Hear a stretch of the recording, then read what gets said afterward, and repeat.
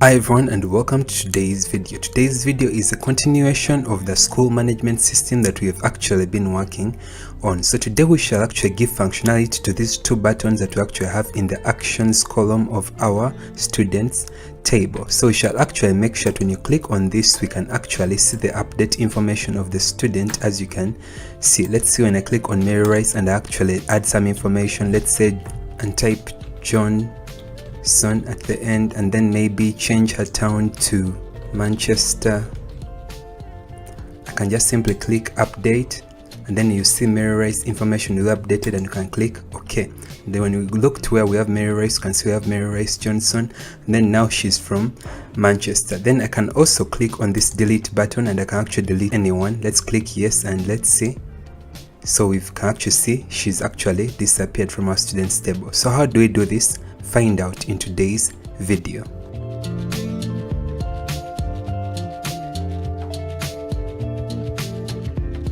Alright, so this time around we're going to go into that project folder that we had actually created. Let's close this. Alright, so here inside this project folder we're going to duplicate the student's dialog UI file. So where is that UI file? So here it is, studentdialog.ui. So just click copy, then click Ctrl V, and then we'll have a duplicate. Then we're actually going to rename this. So we're going to rename it and call it update student dialog. It's just like that, and click enter. So now we have that third copy. Now next we're going to go into our Qt Designer, and then we're going to open those UI files. So go back to your desktop, go into that folder called school, and then we're going to upload, we're going to open up these three. So make sure they're open. Right, so there we go. Here we have the front page, and then this is the initial one we actually had for adding a new student. So you can actually see that we had actually duplicated this, that we actually have something. So the dialog that does the updating should actually look almost the same as that of adding a new student. So let's call this update student information, and click enter. Then let's stretch this out so that we can see most of that text. Then we're actually going to change this also. Then we're going to call this update student. Then we're going to stretch this out. So make sure to select that save button. You can select the horizontal layout. Then we're going to stretch that out. Right, so now we can actually visibly see the statement update student. Then we're going to go here where we have the full name, and we're going to make some changes. So what's going to happen is every single time on every object name, we're just going to have the word update in front of all the text, so that we actually know this time around we're dealing with the update. So we're going to copy this, copy that statement update. Then we're going to go to this where there's the gender combo box, Ctrl V, enter. So I've actually renamed that. So I'm pasting this with the underscore. Let's actually stretch this out a little bit, and I'm also going to paste it here with the underscore. That's better. Let's do it to the address too. Enter. Do the same thing to the phone number. Then let's do that to email.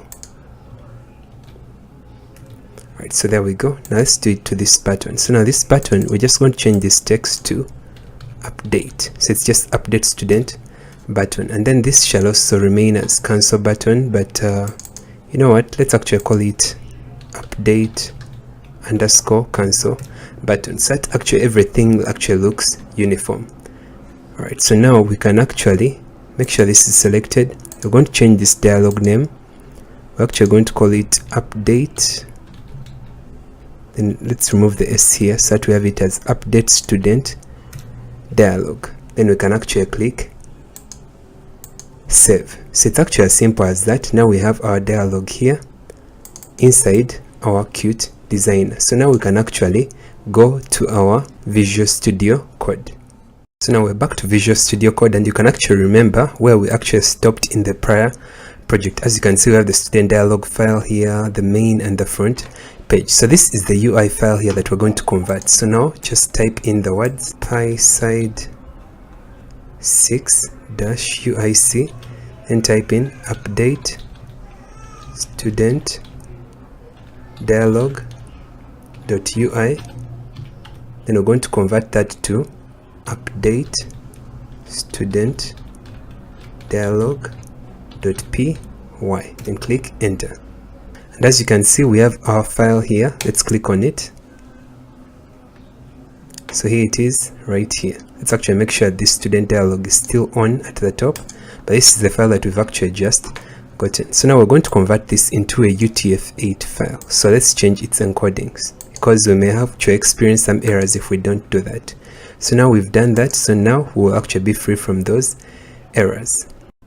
Alright, so now we're going to delete this, then I'll change this to update student dialog. Then now we're now going to make this a subclass of QDialog. Now let's work on the constructor, the init method. So type in self, then we're going to close this with double colons, and type in super init, then brackets. Then now next we need to change this to self, and then this also can be changed to self. So now let's work on the indenting here. Alright, so now it should work perfectly. Next, we're going to scroll down, so just make sure to scroll down, and then we're going to look for the statement update student dialog inside brackets, and we're going to change that to self. Now let's continue, scroll a little bit down a little bit more, and then we're also going to change this to self. This shall be blank, let's just remove that, and then now this shall also be self. So inside here we're going to delete this, then only going to leave the self, then change this also to self instead of update student dialog. So just click backspace, type in self. Then now we need to work on the title. So now the title has to be update student dialog. So the statement is now update student dialog. Alright, now that's it. Now next we want to add an icon to our window. So now set window icon, Q icon, and then inside here we're actually going to allocate the folder, then we're going to locate logo.png, and then it will actually set it as the main icon. Alright, so now we're done with this. Let's actually scroll to the top. Okay, looks good. Now let's go to the front page. Now in the front page I'm going to be looking for the class double button widget. So now here it is, and then inside here is where I actually want to create a connection to the database before I actually work on the edit and delete buttons. Let's go to the student dialog file, and then we're going to scroll to and look for that part where you actually create database connection. So we're going to make use of this method here. So we're going to copy it entirely. So now copy this method, create database connection, then go back here, and then we're going to paste it. So remember, we're doing that inside double button class. So now just paste it here. So it's going to be a method in the double button class. Alright, so when we have this method, the next step is to create other methods. So we're going to have a method of what happens when you actually click on the edit button. So now we shall actually create some things inside. Now let's first leave it empty as pass. Then when delete is clicked, something will also happen.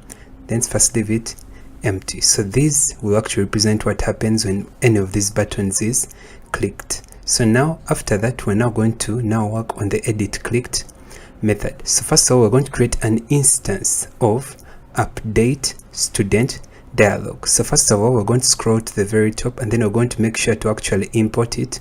So type in from update student dialog, click enter, import, then remember the method, the main class inside it, it was actually called, let's look at it, update student dialog. So that's actually what we are importing. So now let's scroll down. Alright, so now next type in self.update. Now this is the method we are creating. So update dialog shall be equal to, then we're going to type in update student dialog, then click enter. Now let's put in those brackets.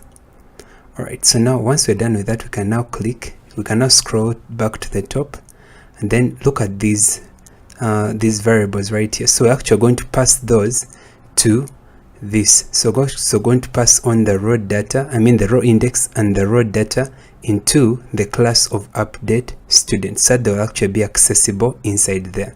So now next, let's execute the dialogs. Type in self.update dialog.execute. All right, so there we go. Now it should actually be able to run. So now we need to find a way. So now we are going to access those values that have actually been passed into this class. So remember, we're actually going to receive them as arguments. So row index, comma, row data. All right, so now inside here, we now need to store the row index and row data as instance variables. So now just type in self.row index shall be equal to row index, and then self.row data shall be equal to row data. All right, so now we can go back to the front page, and then we're going to now finish on what we're doing on this page. So actually scroll to the top and look for you have the edit button here. Then now we're going to decide when edit button is clicked. So edit button dot clicked. So when it is actually clicked, we want to make sure we can call the method dot clicked. So clicked dot connect. So to make sure we can call that method, so type in self dot edit clicked. So remember, we called it edit clicked. So it should actually open up when we actually click on that. So it will actually call this method. So now go back to the main, and then we're going to run the Python file. All right, so now that it has loaded, we can now go into our student information page. Here we go. Then when I click on this pen, you can actually see that the update dialog actually opens. So this is actually how we created it, and this is how it appears. But as you can observe, the actually is still blank, and that is what we're going to work on the next stage, so that that information is actually displayed in the line edits and in the combo boxes. So let's scroll down below, and then we're going to work on that. Alright, so first of all, we need to find out actually connecting to the database in the update students file. So we're going to copy this from the student dialog. So we're going to copy this method here, then we're going to paste it, because it's basically going to be the same. We're accessing the same database. Alright, so now we need to import the methods. We're going to import the same packages that are imported in the student dialog. So we're going to do the same thing. So scroll to the top, then we're going to import the same. So paste here, and now actually the errors will disappear. Alright, so now we actually have it.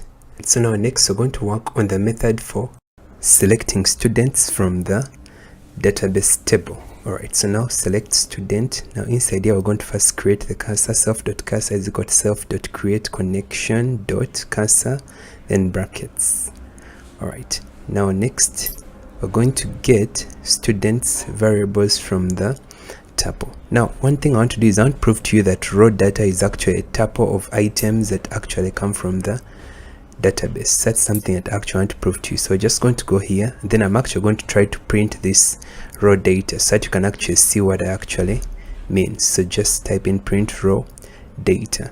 Now after you're done with that, go to the main, then type run Python file, and then once it runs, we're going to go back to manage students, let's go for students information. Then when I click on this first student, as you can see down here, we actually have their details presented in a tuple.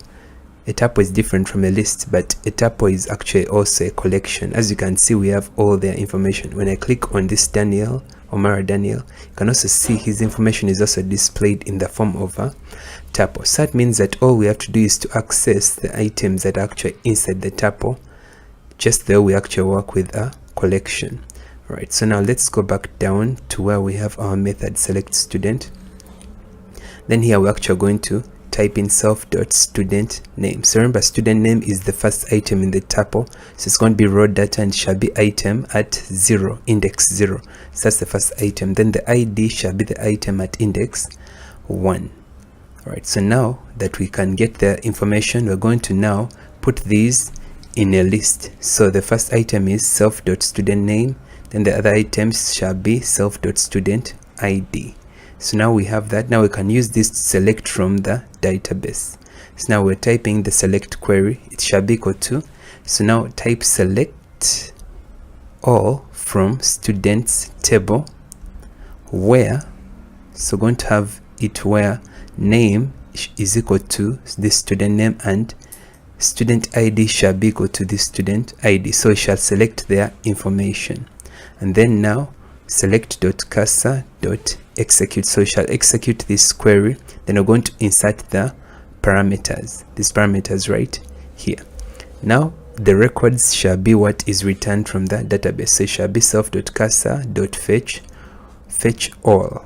So it's actually fetch all. Make sure that that is actually typed correctly. Now we can now return, but before we do that, let's first commit these.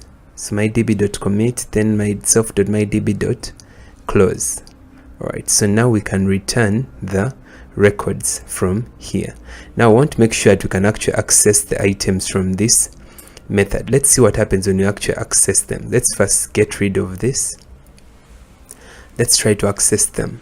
Now we're going to give these into a variable to hold the data, to hold that tuple that comes from the database. So self.studentinfo shall be equal to self.selectStudent, then shall be item at 0. So that item at 0 is the tuple that actually has that student's information. So this is the way you actually get that information. Now let's first print this variable studentinfo to actually see if we also get the information from the tuple. Alright, so now go back to the main, then run the Python file again.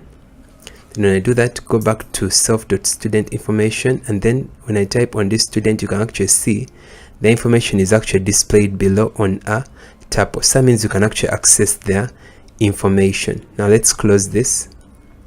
Then let's return here, and then we're going to now access each of the information. Alright, so now it will work. So now we're going to create different variables to hold all the different types of data. So student name shall be the first item on the tuple, which is index 0. Then let's duplicate this. Then now we're going to have that. Let's have all the indexes up to index 8 because there are 9 items. And then this shall be ID, this shall be gender, this shall be class, this shall be birthday, this shall be age, this shall be address, this shall be the phone, and then this shall be the email. Alright, so now we have access to all their information. So the next step is to set the QLineEdits and the combo boxes to the information that we've just extracted from the database table.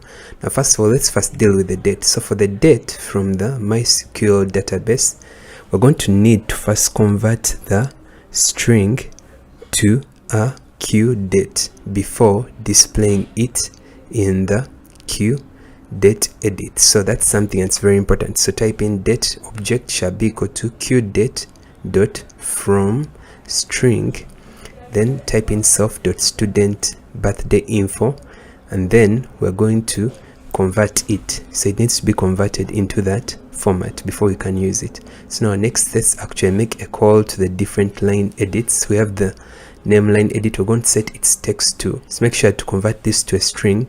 Convert the student name info to a string as we set its text to that line edit. So now let's duplicate this. So we're going to have that for gender combo box, set current text. Then we're going to have that for, let's actually cut this properly. So it's going to have that for class combo box. This shall also be set to set current text. Then we're going to have that for the date of birth, so the date edit. The next we're going to have that for the address, that for the phone, that for the email. Alright, so that's it actually. Now let's change this. This shall be gender info, this shall be class info, student, then this shall be student address info, student phone info, and lastly student email. Now this needs to be set to date object for it to work. Alright, so now that we've done that, we can now, actually this should be set date. Make sure to correct that. Alright, so now we can go back to our main. Then let's run this and see if the information is actually updated every time we click on the student. Let's see if the line edits and the comma box is actually updated to the student's information. So when I click on this, you can actually see that it's actually working. So this is Daniel's current information whenever I click on his name. Alright, so let's try another pupil, Sarah Smith, and as you can see, it's also working properly. So this is actually one step ahead in actually doing what we actually want to do. Alright, so once we're done with that, we can now scroll down, and now we're going to work on a new method. So this method shall be the one that actually helps us to update the student data or student information. Update data. Now let's add a try so that we handle the different errors. So now let's add a connection. So connection shall be equal to self.createConnection, and then we're going to check if the connection is still on. So if connection is none, we're going to make a return. Then the cursor shall be equal to connection.cursor. Alright, so that's it. Now next we need to work on the birthday. So assuming birth date is a QDate object, we're going to need to actually work on that. So birth date shall be equal to update dob date. Now let's first copy the methods. So remember these methods that we actually worked on, that we had actually added when we were working on adding a new student. So we're going to just copy them. So this shall help us to calculate the age and then to actually convert the birthday to a string. So let's copy these methods in, so we shall just make use of them as they are.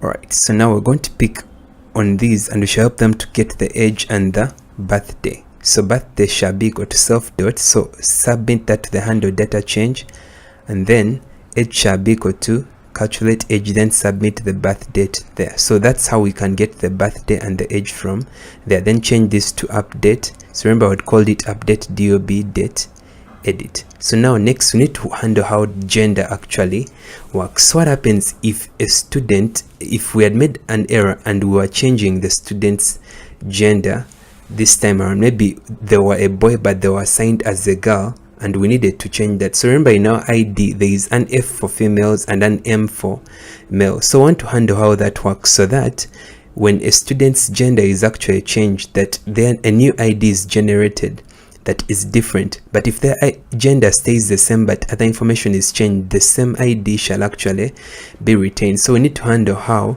the student ID works. So female shall have an F in the student ID and then male shall have an M in their ID. So current student ID shall be equal to, now we're going to just go to the top and then let's first store the current information on that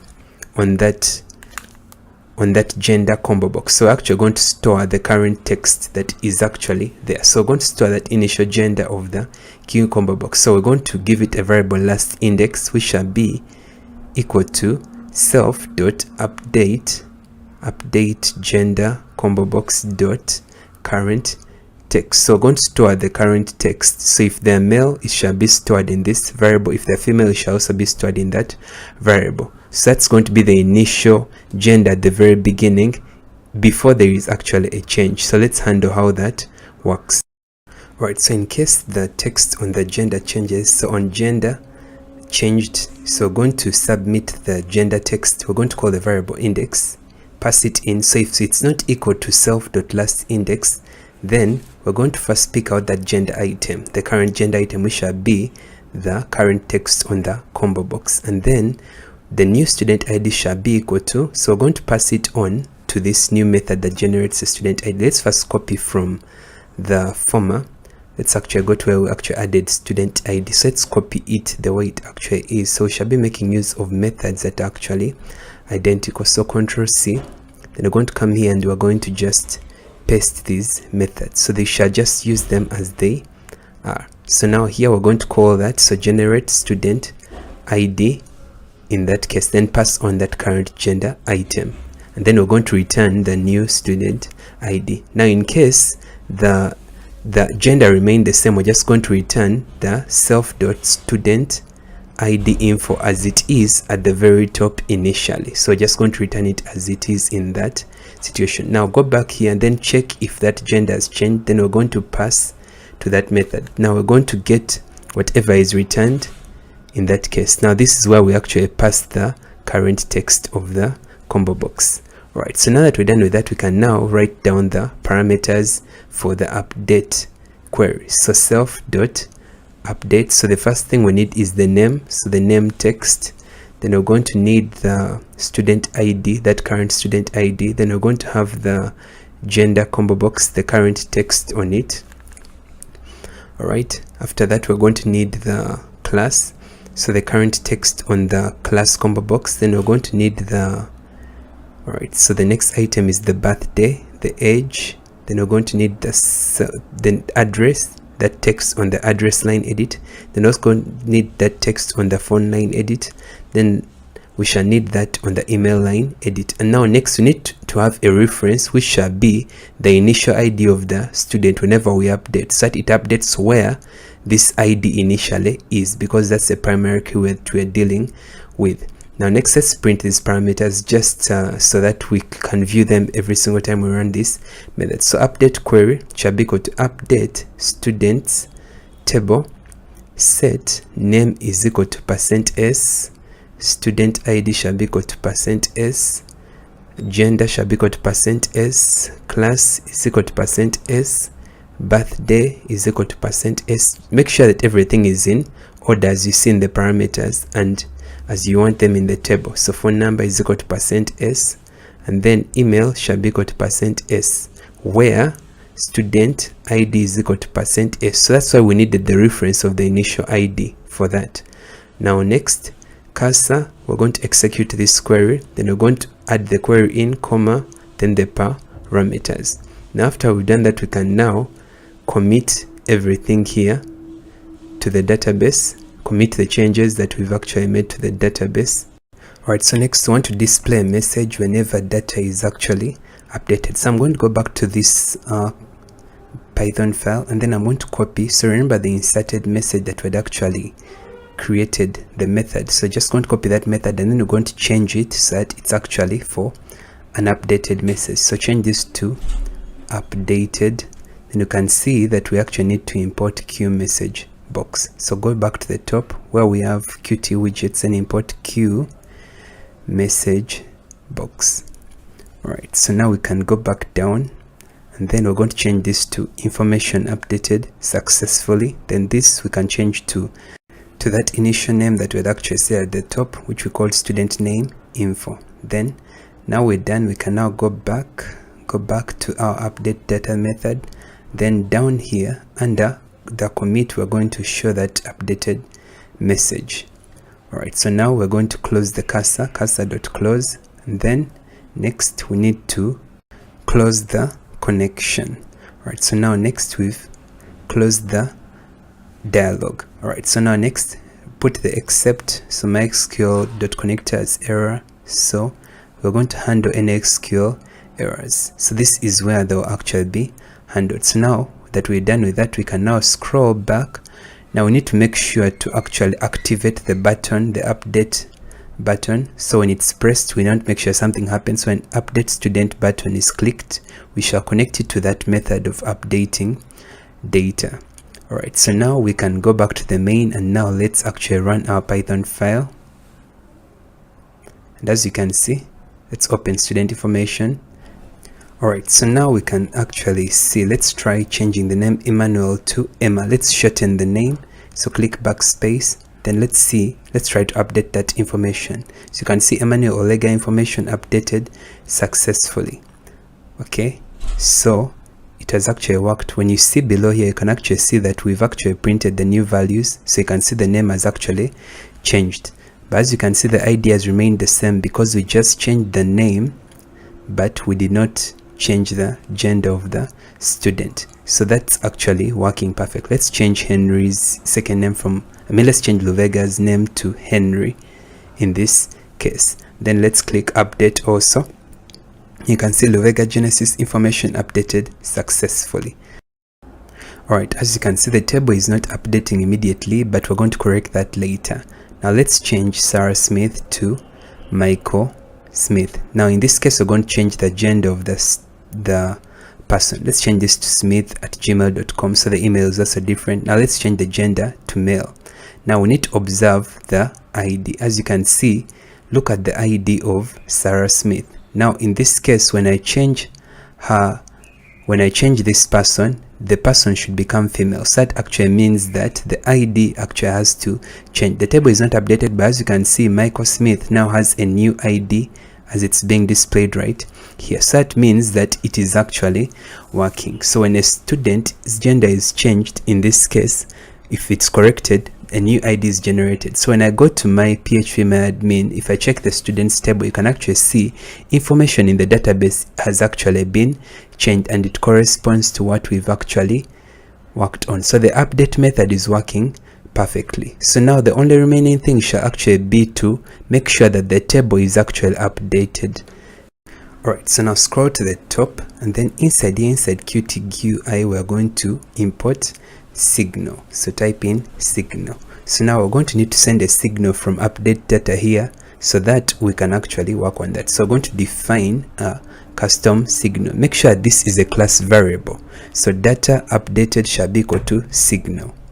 Alright, so now we're going to scroll down to the update data method that we'd actually created. So continue scrolling down. So here it is. Then right here, after the information has actually been updated in the database, we're going to emit the signal. So type in, so emit the signal. So self.dataUpdated.emit. So now it shall emit a signal every single time that is done. Now we can go back into the front page. Then here inside edit clicked, we're going to make some changes. Right, so first of all, we're going to connect the custom signal to reload students data slot in MySidebar. So let's scroll to the top. Let's go back to the class of MySidebar, and as you can see, it actually has a method called reload students table that actually refreshes the table. So we shall make use of that. So first of all, we need to actually pass a reference to MySidebar inside the load students info method. Then we're also going to need to do it inside the search students method. So just type in comma, then self. Alright, now next we're going to scroll down, go back to the double button class, and then inside here we're actually going to make a reference to that. So that shall be called sidebar. So that's the reference. Then next we're going to need to store that reference inside a variable in this class. So we shall now call that variable self.sidebar, which shall be equal to sidebar. Alright, so that's going to be important. So now this is where we actually store a reference to my sidebar class. So as you can see, this is the class right here that we're actually storing a reference to. So that's very, very important in this part because the table is actually in the other class. Now inside here, we're now going to we're going to make a reference to the signal. So remember, we called it data updated. Then we're going to connect it to my sidebar. Then we're going to connect it to this method here. So reload students table data. So we're going to just copy that. So it's going to have the exact same name right here. Then just paste it. Alright, now I believe it should actually work correctly. Now let's go back to the main. Then let's actually run our Python file. Now let's see what happens now that we've actually connected our signal well. So when I actually choose, we're going to choose some random data. Let's start with Emmanuel Olega. Okay, so we're going to choose this. Now let's change my name completely. So that's my name. We're going to change this to, you know what, let's try, why not? Let's try movie star Chuck Norris. And then we're going to change the date of birth of Chuck Norris. Then we're going to change the grade. Then we're going to change, yeah, all right, let's just leave it that way. So when I click on update, you can actually see that the information has actually been updated. And as you can see, we have Chuck Norris information right here. So it's actually updating as quickly as we expect. So when I actually just click on the update data, you can actually see that the table refreshes automatically and the information is changed. Let's try changing something else. Let's change the name again. So from Chuck Norris, this time we should have him as Donald Rice. Now we can change the grade to grade 7. Then let's change the address. Address shall now be, let's try Lugogo. Then we shall change the phone number completely to a different phone number. Then we shall change the email to rice@gmail.com. Now as you can see, observe what is actually there. Observe the information that is there currently. Let's see it's changing. Update. Then I click OK. You can actually see that the information has actually updated successfully. So it's actually working and it refreshes immediately. We actually change the information. So when I change this to Mary Rice and I change the gender, I also expect the student ID information to actually change in this case. So from M, it shall change to one that actually has an F. And then you can actually see now we have Mary Rice and this is a female. So it's actually working perfectly. Alright, so now that we are done with that, we can now work on the functionality of deleting. So let's go back to the front page. Alright, so first, we're going to remove the pass statement. Then we create a cursor. So create connection, then cursor. Now next we need to create a confirmation message dialog. So message shall be equal to QMessageBox. Then we're going to have it as type question. Now we need to scroll to the top and we need to import QMessageBox. So go to where we have the Qt widgets, then type in QMessageBox. Alright, so once you're done with that, we can scroll back down. Then we can continue with that. Now click enter. Then now inside here we're going to type in some text. So self, comma, then type in confirmation, comma. The next, are you sure you want to delete? Then we're going to put the name of the student. So now let's scroll here. And we're going to pick the name from here, this reference that we have here. So we're going to pick the student name from here. Then we're going to paste it. Then paste in self.student name. And then here we're now going to add the question mark. So inside other quotations, type in the question mark right here. So this should actually be a plus sign. Make sure to correct that. Alright, so now that we're done with that, we can now type the QMessageBox standard button. So we have that for yes, then we have that for no. Alright, so now that we're done with that, we can now cross-check what message we have. So if the message box standard button yes is selected, we want to be able to delete the row from the students table. So now this is where we're going to write the query. So we shall have the delete underscore query, which shall be delete from students table where students ID is equal to %s. Our next step is to execute this query. So now put in the query and put in the student ID that we actually have at the top. So self.mydb.commit. So we're going to commit that to the database. Then self.mydb.close. Now next we need to emit a signal also to inform about data change. So now type in self.sidebar.reload. Now we're going to copy this same method here. So we're going to make use of it here. So this shall help us to refresh the table also when a delete is actually clicked. So once we're done with this, we can now scroll back to where we actually have the delete button created. So we're going to make a copy of this because it's going to be similar. Then under here where we have delete button, we're just going to make changes to this. This shall be delete button, and then this shall be changed to delete clicked. Alright, so now it will actually make a call to that method. Now go back to the main, run the Python file, give it a second to load, go to where you have students information, and then let's choose a student. Let's look at Mary Rice. When I click delete, you can see it asks, are you sure you want to delete Mary Rice? I'm going to click on yes, and let's see what happens. You can actually see it has actually deleted her and it has refreshed the table. Let's try to delete Johnson Akera also. If I click no, you can actually see that he actually remains in. Some means, now let's try to delete Michael Smith. Some means that this only works if we actually click on yes. That's when it will delete. And then if I check my XMPP database, you can actually see that the students have actually deleted. So that's how I actually would create the update and delete functions. I hope this video was really helpful to you. Watch out for the next part. Thank you so much for watching today's video. I hope the video really helped you. If it did, feel free to share it with anyone that you can. And then if you're new to this channel, I encourage you to join the community by subscribing, and then make sure to hit that notification bell so that you get updated every single time I upload a new video. Thank you so much for watching. See you in my next video.